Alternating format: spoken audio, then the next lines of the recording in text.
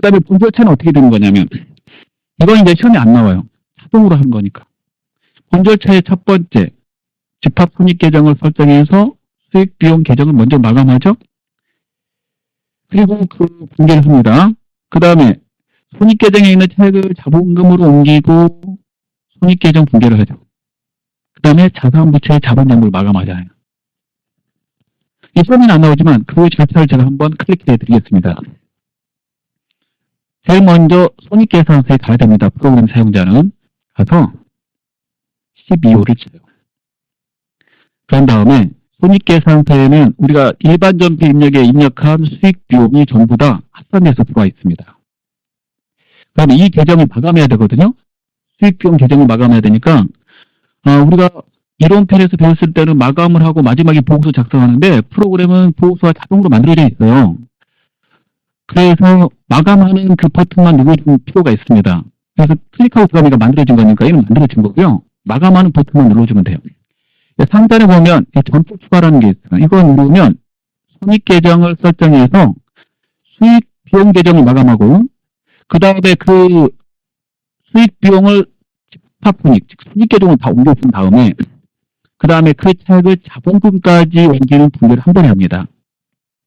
일반 전표에다가 이렇게 추가해요. 확인 잠깐 누르고 가보겠습니다.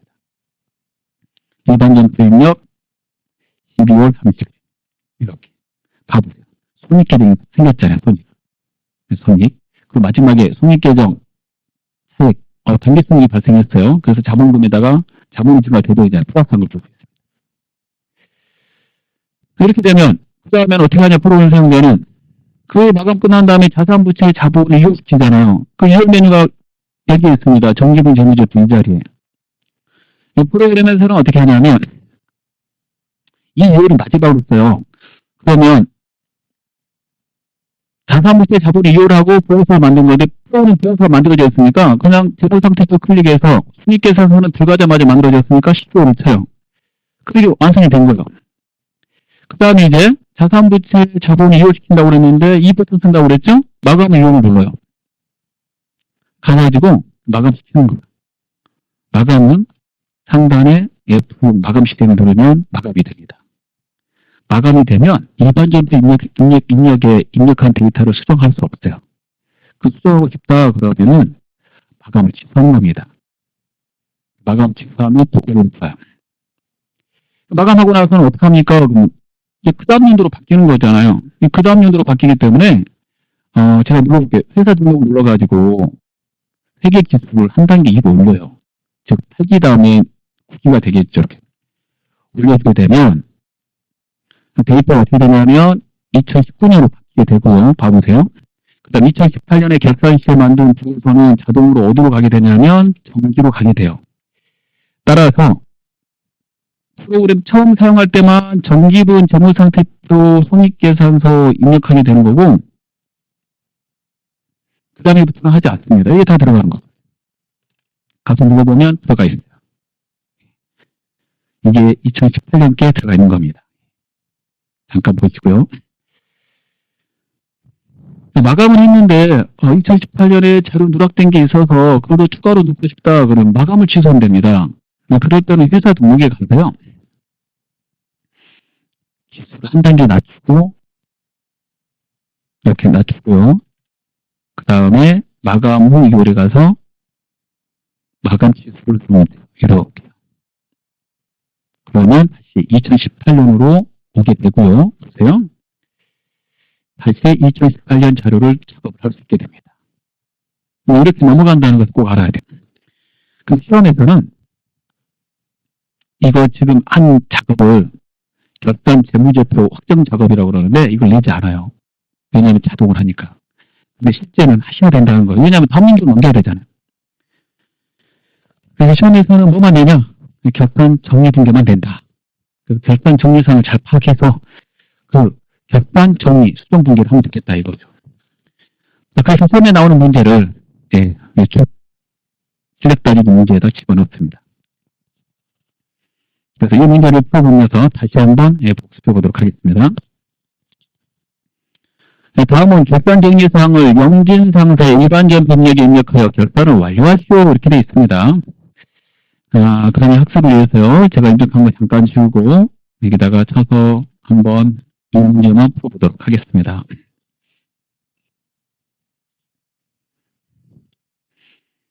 자, 1번부터 문제가 계속 보시면 13번까지 있는데요. 시험에서는 이제 너무 문제 냅니다. 이 시험 문제 받아들면 제일 먼저 해야 될 게 자동으로 분기 안 되는 것을 찾아야 돼요.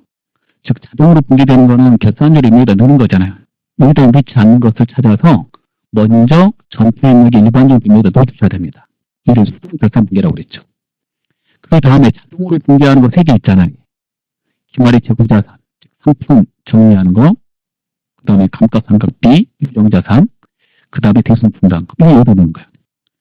그래서 네 문제를 두고 어휘용 수동 자동 찾는 겁니다. 지금은 문제를 좀 몰아놨어요. 수동 앞에다 넣어놨습니다. 1번, 2번, 3번, 4번, 5번, 6번, 여기 많이 넣는 거죠. 7번, 8번, 9번까지, 10번까지. 얘가 이제 수동이에요. 직접 분개하는 겁니다. 겹산시 많이 나오는 분개를 연습하려고 그러는 거예요. 10개 해볼 거고요. 그 다음에 11, 12, 13번은 자동이에요. 이거는 이제 자동 연습해 보려고. 이 3개는 어디다 둔다고요? 결산서류 입력이. 그리고 넣고 나서 반드시 뭐 눌러야 된다고요? 3단 풀바의 F3 전표 추가. 그거 나면 시험은 끝이에요. 그 뒤에 하는 일은 시험에서는 요구하지 않아요. 그 뒤에는 계속 이어서 작업해줘야 되는 게 있잖아요. 그건 시험에 안 나온다는 거. 여기까지 하는 거예요. 그래서 여기까지입니다. 자, 그리고 보도록 하겠습니다. 1번부터 일반적인 분야에다가 넣어보도록 하겠습니다. 자, 겹산 시에 분기하는 내용만 모아놨습니다. 12월 31일 치고 입력을 하는 거예요. 지금은 손익계정까지 다 분기가 완료되어 있는데요. 잠깐 이걸 좀 삭제를 하고 하도록 하겠습니다.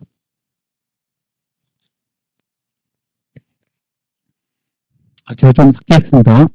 다시 들어가서 보도록 하겠습니다. 이거 앞에 적중이 있었던 건데요. 다 치우고 그냥 하도록 하겠습니다. 공부를 하는 거니까 입력한 거 치우셔도 아무 상관없습니다. 자, 그 1번을 보겠습니다. 12월 31일까지 발생된 정기예금에 대한 이자 미수액은 6만 원이다. 이 말이 무슨 뜻인지 이해됐어요? 우리가 정기예금 통장에 돈을 입금을 했고요. 그 입금한 날짜부터 격반시까지 이자를 계산해 봤더니 6만 원이다 이거예요.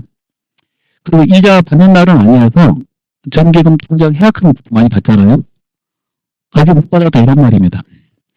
그런데 일반적으로 회계 잘 모르시면 이자 받는 날 회계 처리하려고 그러잖아요.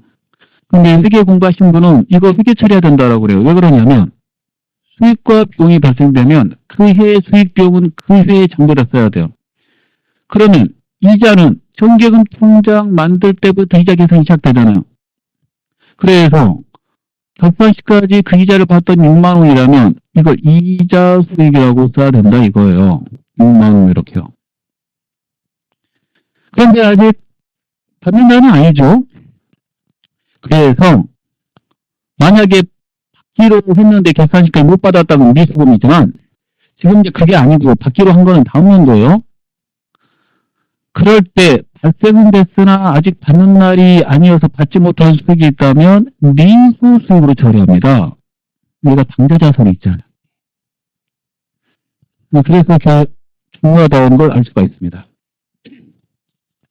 연속으로 유사 문제가 계속 있어서 5번까지 한번 분기해 보겠습니다. 한꺼번에 넣으면 되니까 입력할 때 3번, 4번, 4번 대변 보면 되겠죠? 자, 그 다음에 기말 현재까지 장기 차입금에 대해서 발생된 이자가 270만 원이래요. 그러면 이자가 발생됐다는 말은 돈을 빌렸을 때부터 이자 계산이 되잖아요. 이게 결산시까지 이자 계산이 맞더니 270이다. 근데 장부에 계산된 건 없어요. 이 이자에 대해서 우리가 지급을 해야 되는데 다음 연도 2월 5일 날 지급을 했대요. 그러면 내년에 지급한다고 이자 비용 처리를 안 하면 안 되겠죠. 왜냐하면 이자가 올해 발생됐으면 올해 정도로 반영해야 되니까. 그래서 단기권은 단기에 반영해야 되므로 이걸 잘 회계 모르시는 분은 이자는 다음 연도에 주니까 다음 연도에 회계 처리해야 되는 거 아니냐 그러는데 그 이자가 올해 거라면 올해 회계 처리하고요. 다음 연도 거는 다음 연도 거만 회계 처리하는 거예요. 그래서 올해 해당되는 게 270이니까 270 올해 거 하고, 그다음 다음 연도 지급할 때 그 1월 1일부터 2월 5일까지는 또 그때 회계 처리하고 그러는 거죠. 다음 연도에. 이자 비용 이렇게 쓰고요. 이자 비용 270. 그 다음에 여기에 쓰는 게 미지급 비용입니다. 미지급 비용은 미수 수익에 반대되잖아요. 반대되는 계정. 12월 31일까지 발생된 비용인데 아직 지급일이 아닐 때.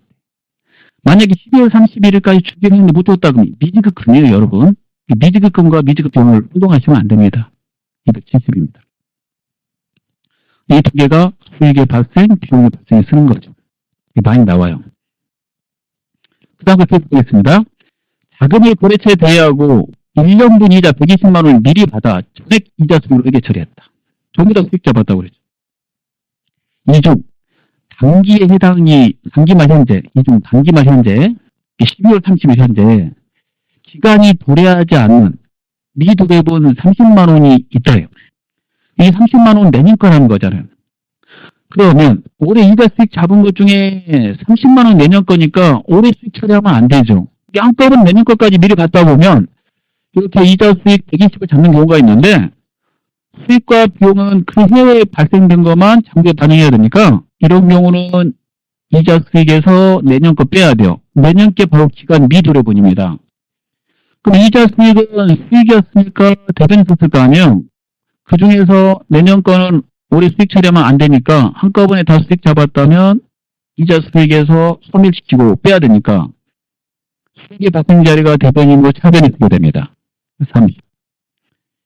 그런 다음에 대변에다 뭐라고 쓰냐면 선수 수익이라고 쓰는 거예요. 이 선수 수익이 내년 거 수익을 미리 받았을 때 쓰는 거죠. 이거 유통부채서였죠? 그 다음 또 보겠습니다. 4번. 본사 건물 중 일부를 임대해주고 있는데 2018년 4월 1일에 건물 임대에 대한 1년분 임대로 1200만 원 현금으로 받고 수익을 처리했다. 1년분을 한꺼번에 받았다는 말은 4월 1일부터 내년 언제까지요? 3월 31일까지 한 번에 받았다는 거죠. 그리고 다 임대로 수익 처리했다고 그랬잖아요. 그건 상관은 똑같은 거예요. 기간 미도래분은 즉 내년 거 3개월분은 빼야 되는 거죠. 올 임대료가 100만 원이다 그러면 3개월치 300만 원은 올해 수익 잡으면 안 되니까 수익 비용의 이름만 바뀌어서 계속 나와요. 임대료에서 300을 빼고요. 1200 중에 300 빼는 거예요. 그 다음에 맞은편에다가 선수 수익 이렇게 씁니다. 300. 아시겠죠? 제가 이런 것만 다 모았어요. 수익 비용의 발생과 수익 비용의 이원만. 선수 수익은 올해 수익 처리한 것 중에서 올해 거 단기기 아닌 거 내년으로 넘기는 것이기 때문에 수익의 이연에 사용하는 계정입니다. 수익의 이연에 사용하는 계정은 뭔가라고 이론에 나오면 선수 수익입니다. 5번을 보겠습니다. 10월 1일에 본사 건물에 화재보험을 들었습니다. 그 보험은 10월부터 내년 9월까지죠. 그 120만 원이고요. 현금 지급하고 절액 비용 처리했대요. 이게 전부 다 보험이 잡은 거죠. 그럼 결산 시에 수정분계 돼야 돼요. 그러니까 그러면 10월부터 12월 거까지는 12월 31일까지는 10월 1일부터 12월 31일까지는 올해 보험 발생된 게 맞지만 1월 1일부터 9월 30일까지는 내년 보고 아직 기간이 미도래됐죠. 왜 이건 비용 처리 안 돼요? 근데 해서 전부 다 비용 잡았잖아요. 이 비용으로 인정을 받을 수 없어요. 그래서 비용에서 빼야 돼요.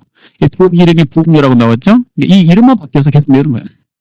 이게 이자다 그럼 이자 비용이 되겠죠. 보험료에서 얼마를 빼요? 내년치 거 9개월. 한 달치 보험료가 10만 원이니까 90만 원이 되겠죠? 달로 계산하면. 그리고 내년 거 90만 원 미리 줬다라고 그래서 뭐라고 써요? 성급 비용 이렇게 쓰게 됩니다.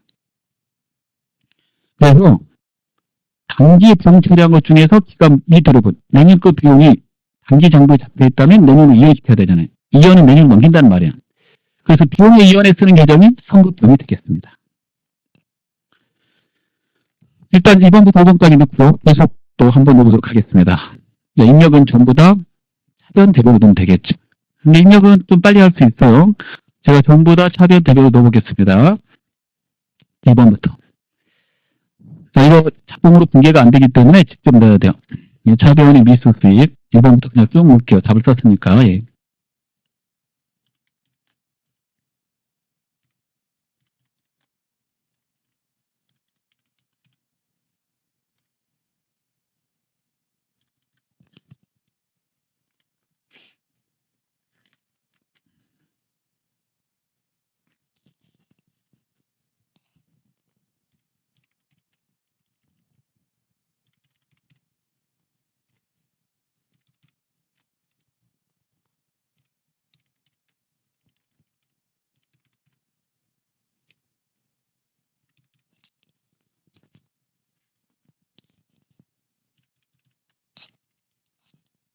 입력은 다 차변 대변 넣으시면 되겠고요. 자, 여러분은 한글 두 자씩, 모르면, 코드 모르면 한글 두 자씩 쳐가지고, 엔터 쳐가지고 찾으시면 되겠고요. 보면은 이제 판관비로 해야 됩니다. 분사 건물 나왔죠? 그 다음 보도록 하겠습니다. 자, 이번에는 6번부터 9번까지 한 번에 볼게요. 전부 다 계속 우리가 직접 분개해야 되는 웹사이트의 수정 분개 사항입니다. 소모품 기말 미사용 잔액이 18만원이다. 회사는 소모품 구입할 때 전액 비용 처리했대요. 그런데 18만원씩 남았으니까 기관이 비용으로 인정이 안 되잖아요. 그래서 어떻게 해야 되냐면 소모품비, 우리 회사가 도매 소매업을 하는 회사니까 이거 판관비거든요. 예. 18만원. 못 쓴 거는 자산으로 바꿔줘야 돼요. 소모품 18만원 이렇게 됩니다. 자, 이해되시죠? 그 다음 거 보겠습니다. 7번. 소모품을 10만원에 구입했으나 이 중에서 5만원만 사용하였고 나머지는 미사용했대요. 절반만 썼네요.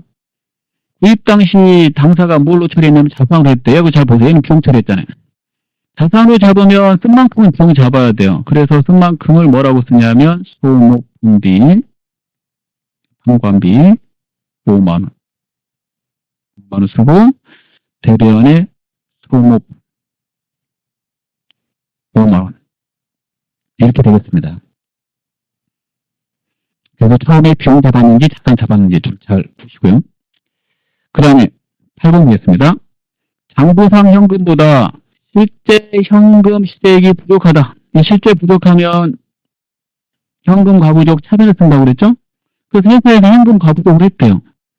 근데 이게 부족한 게 회계연도 중에 부족했나 보죠. 결산 이전에. 그럴 때가 쓰는 거잖아. 결산시까지 응인할 수 없다라고 한다면 어떻게 하라고 그랬냐면 현금 가부족 계정은 보고서에 표시하면 안 되므로, 즉 재무제표에 표시하면 안 되므로 그 계정을 없애라고 그랬으니까 현금 가부족 부족 시에는 차변이니까 대변으로 옮기고 그 자리에 뭘 써요? 부족분은 잡손실로 한다. 잡손실. 이렇게 되는 거죠. 이렇게 되겠습니다. 그 다음 거 보겠습니다. 객단 현재 인출금. 지금 이제 부족 나왔는데 관리로 나올 수 있어요. 8번에. 그때는 삽입을 하면 되죠. 인출금 계정 차변에 인출금을 가져갔을 때 차변을 쓰잖아요. 왜 인출금은 차변을 쓰냐면 인출금이 자본이니까 자본을 감소시키기 위해서 차변을 써놔요. 20만원. 자본금으로 대체했다. 이 말은 가져간 20만원을 사업 안 가져온 거예요. 그러면 보고서에 자본금만 개인사업자는 표시해야 되므로 인출금은 자본금을 회계연도 중에 가져갔을 때, 즉 사업과 계획적 목적으로 돈이 가져가면 자본금 가져간 거거든요. 그럴 때 자본금 가져갈 때마다 자본금 이렇게 빼면은 자본의 금액이 자꾸 변동돼서 바람직하지가 않아요. 그래서 인출금으로 쓰라고 돼 있어요. 회계연도 중에 자본금을 가져가면. 그랬다가 결산시까지 안 가져오면 좋죠. 예. 안 가져오면 자본금에서 뺀다. 그래서 안 가져온 거예요. 빼야 되니까 인출금 차변에 있는 것을 대변으로 옮기고 차변에 다른 자본금을 빼야 되니까 자본금 이렇게 쓰면 돼요. 답이 나오면 이렇게 되겠죠. 멀리.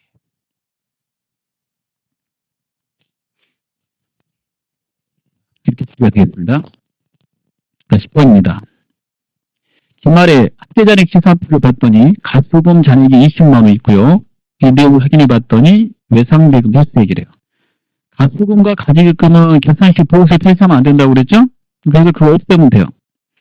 가수금은 부채니까 없애려면은 차변으로 옮겨야 돼요. 부채에 가면서. 그 다음에 외상대금 횟수는 외상대출금을 받았다는 말이니까 외상대출금. 그리고 금액을 쓰면 되고요. 거래처를 입력하는 채권 외상대출금이 나와 있기 때문에 여기다가 외상대출금을 가로 열고 인성상사 거래처를 넣어주시면 되는 겁니다. 여기까지가 우리가 직접 입력하는 문제에서 많이 나오는 문제를 쭉 한번 풀어봤습니다. 이게 많이 나와요. 입력을 계속 해보겠습니다. 이거 다 일반적으로 듣는다고 그랬죠. 자, 그러면 6번을 끊어볼게요. 입력은 빨리 할 수 있어요. 예. 예, 소모품이 될 때 소모라고 써가지고요. 판관비 부르시면 돼요. 우리가 도매 소모업이니까.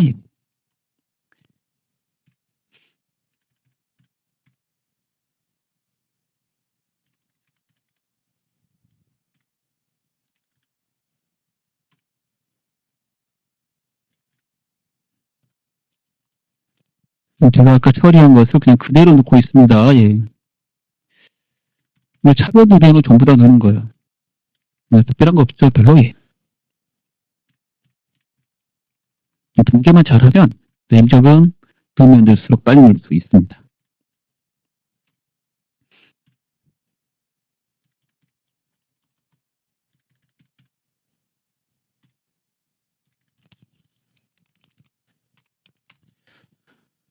이렇게 처리하면 되겠어요. 이 결산 시에 미수 수익, 비지급 비용, 선수 수익, 성급 비용 계정이 나올 때 특별한 지시가 없으면 거래처를 입력하지 않으셔도 됩니다. 원래 보통 거래처를 잘 입력을 안 해요. 그래서 입력처를 이런 말이 없으면 입력을 안 하셔도 돼요. 그건 앞에서 설명했고요. 그다음에 자동거 잠깐 보겠습니다. 자동의 첫 번째는 배송충당금을 설정하세요라고 되어 있고요. 우리가 배송충당금 설정을 보통법으로 합니다. 즉 남아있는 거 확인해서 부족분만 이렇게 집어넣죠. 그 다음에 차량과 건물에 대해서 감가상각하라고 되어 있고요. 이렇게요. 그 다음에 기말의 상품. 이거 다 자동이죠. 그 자동인데 배송충당금은 배송상각 버튼 누르면 자동으로 계산돼서 나와요. 근데 이 문제에서는 아래 자료를 바탕으로 한다 이렇게 되어 있으니까 이거 가지고 잠깐 계산해서 입력을 해야 될 것 같아요. 이 문제 안에서만. 시험 볼 때는 이렇게 안 나와. 위에 있는 배송상각 버튼을 쓰면 되죠. 그럼 만약 이렇게 나온다면 직접 계산해야 되죠. 뭘. 그래서 계산을 해보면 여기에 1% 빼기 배송충당금 잔액, 여기에 곱하기 1% 빼기 받으러 온 배송충당금 잔액 이렇게 계산하게 돼요.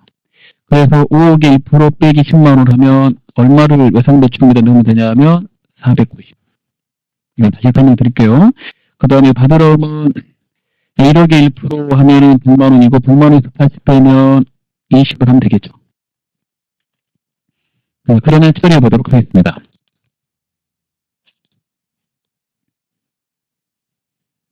자, 프로그램을 띄고요. 회계관리 재무회계 결산 재무제표에 결산절 입력을 누릅니다. 그리고 기간이 어떻게 써야 된다고 그랬어요? 자, 1월부터 12월을 입력합니다. 1월부터 12월 한다는 거. 그리고 이 데이터는 여러분이 어떻게 하는지 모르겠지만 앞에 데이터를 넣는 거에 따라서 숫자는 다르게 나올 수 있어요. 여기 있는 숫자, 그거는 무시하세요. 넣는 자리만 맞추면 되는 거니까. 그래서 제가 설명을 하기 위해서 숫자를 좀 임의적으로 바꾸거나 그런 게 있어서 여러분 거하고 다룰 수 있습니다. 그게 중요한 게 아니에요, 여러분. 앞에 여러분이 공부하다가 혹시 빼먹은 거 있다 그러면 안 되잖아요. 공부하실 때 거래처 등록하는 건 다 넣어주라고 그랬죠. 뒤에 다 갖다 혹시 중간에 질문 많이 들어오는 게 거래처가 없어요라고 그러는데요. 여러분이 앞에 거래처 등록 연습을 안 해서 그래요. 그거 가져다 쓰는 겁니다. 결산식으로 다 넣고 나면 거기에 맞춰서 이제 데이터가 나오는데 그 데이터가 지금 이거하고는 일치하지 않아요. 왜 그러냐면 제가 이제 수업을 하기 위해서 강의를 하기 위해서 데이터를 있는 것도 있고 않는 것도 있어서 좀 그렇습니다. 시험 볼 때는 똑같겠죠, 당연히. 기출 문제 그 풀이한 거는 똑같아야 돼요, 데이터가. 틀리면 안 됩니다. 같은 거 가지고 입력을 하기 때문에 그래요. 시험 문제 풀다 보니까. 자, 그러면 그 자리를 안다고 그랬잖아요. 이 문제 한번 보겠습니다. 첫 번째, 대손 충당금. 이렇게 금액이 나왔는데 시험은 안 나와요. 안 나오면 어떡하냐면 상단에 대손 충당 버튼을 누르는 거죠. 그 시험 문제를 보게 된다면 그 박스에 있는 거 있잖아요. 박스에 있는 이 금액이 바로 여기에 찍혀 있어요. 외상매출금 잔액이라 나온 게 시험 볼 때 여기 5 이렇게 돼 있다 이거죠, 뭘. 그 다음에 받으러 오면 얼마있냐면 1억. 이런 식으로. 그 다음에 대손 충당금에는 외상매출금 10만원, 받으러 오면 40 이렇게 돼 있는 거고요. 그러니까 1%로 한다는 건 1%는 기본값으로 돼 있는 거죠. 제가 계산해갖고 이 계산 값이 나와요. 두 개만 한다고 했을 때는 이제 두 개만 확인하고, 지금 세 개가 나오고 또 네 개가 나오고 다섯 개 나온다 그러면 그걸 지워버려야 된다고 그랬죠? 이거 지우실 때 이 자리에서 0을 쓰고 엔터를 치거나 아니면 스페이스바 누르고 엔터 치면 된다고 그랬어요. 그리고 100번 누르면 된다고 그랬습니다. 이번 문제는 직접 넣을 거니까요. 직접 해당되는 자리에다가 아까 계산한 금액을 타이핑해서 넣어보겠습니다. 490, 20. 그 자리만 잘 받으면 돼요. 결산 반영을 누르면 판매비와 유방 관리비 대손 삼각 밑에 외상매출금 받으러 오면 자리에 들어간다는 거. 두 번째, 감가상각비 하라고 되어 있죠? 이 실기시험에 감가상각비 회계 처리는 금액을 다 계산해서 써줘요. 차량 400, 건물 200 하면 됩니다. 그래서 차량에다가 400, 건물에 200 이렇게 넣어주면 돼요. 그 자리에다. 판매비, 유방 관리비, 감가상각비 밑에 이렇게 넣어주면 이걸로 회계 처리를 합니다. 계속 볼게요. 이제 마지막 하나 남았죠? 기말의 상품 팔고 남은 거 재고조사 해봤더니 600만 원이 이렇게 나온 거 있잖아요. 그건 여기다 넣는다고 그랬죠. 어디에다가 기말 상품 재고액란에다가 넣어주면 상품 매출원가를 회계 처리하죠.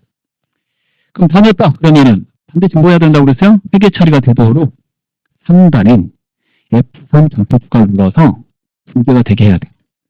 그래서 이걸 눌러보겠습니다. 클릭. 여기까지 해주세요. 그러면 회계 처리가 됐다고 나와요. 자동 결산 분계 완료. 그리고 창을 닫습니다. 그리고 가서 확인해보고 안 해보고 여러분 마음이 확인 안 해도 상관없어요. 됐을 거예요. 확인하고 싶다고 일반적인 분에게 가서 12월 31일 치면 분배된 게 알 수 있고요. 그 상품 틀려나간 분배는 제가 계산해서 이 금액하고 틀릴 수 있다고 그랬어요. 회계 처리 이렇게 되어 있어요. 상품 매출과 상품. 감가상각비 2개. 하나는 건물, 하나는 차량 운반고. 그런 거 보이죠? 한꺼번에 뭐라고 되어 있잖아요. 감가상각비 차변이 같으니까. 하나는 차량, 하나는 건물, 하나는 차량 이렇게 한 거고요. 그 다음에 대손 충당금도 2개 설정했죠? 하나는 외상매출금, 하나는 받으러 이렇게 된 겁니다. 그리고 얘가 자동으로 분개한 거는 5번에 4번의 결산차변, 5번의 결산대변 이렇게 4번, 5번으로 다 한 것을 알 수가 있습니다. 그래서 4번, 5번은 우리가 이용하는 게 아닙니다. 평상시에는. 그래서 시험 문제 푸실 때 이렇게 프로그램이 돌아가고 있으므로 여기에 맞춰서 해주시면 되겠습니다. 자, 감사합니다.